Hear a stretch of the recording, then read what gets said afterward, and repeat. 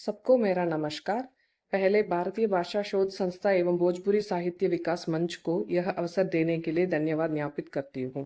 मैं doctor N Mohana Gandhigram ग्रामीण संस्था में हिंदी विभाग में काम करती हूँ, तमिलनाडु दिंडुकल में। मेरे आलेख का शीर्षक है तुलसीदास और प्रेमचंद के काव्य में लोक पक्ष, गोस्वामी तुलसी के काव्य में लोक मंगल। साहित्य की रचना समाज के हेतु के लिए ही की जाती है।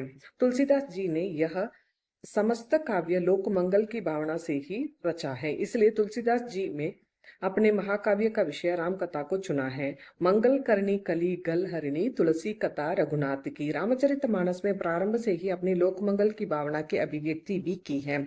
लोक मंगल के लिए आवश्यक है कि समाज में परस्पर प्रेम भावना हो, समन्वय की भावना हो। रामचरितमानस प्रारंभ से अंत तक समन्वय की काव्य है, जहां परिवार के सदस्यों के बीच परस्पर प्रेम भाव मेल भाव होता है।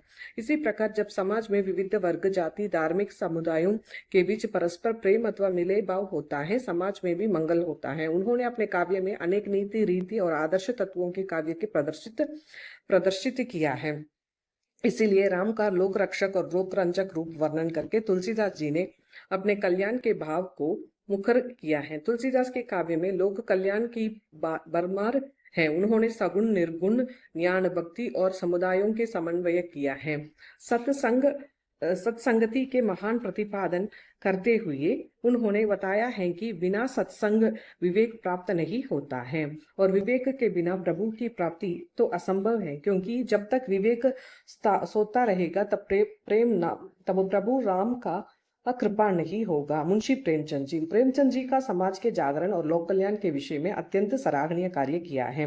उन्होंने सामान्य जनमानस को साहित्य में समुचित स्थान दिया है। उन्होंने वास्तविक जीवन के सरोवरों में साहित्य को जोड़ा, सदा ही इसे लोक कल्याण की भावना ओतप्रोत किया है। प्रेमचंद आर्य समाज, गांधीवाद विचारधारा आदि से प्रभावित थे, लेकिन इन सबका सार तत्व उन्होंने जन समाज के कल्याण के रूप में अपनी कृतियों में उकारा है।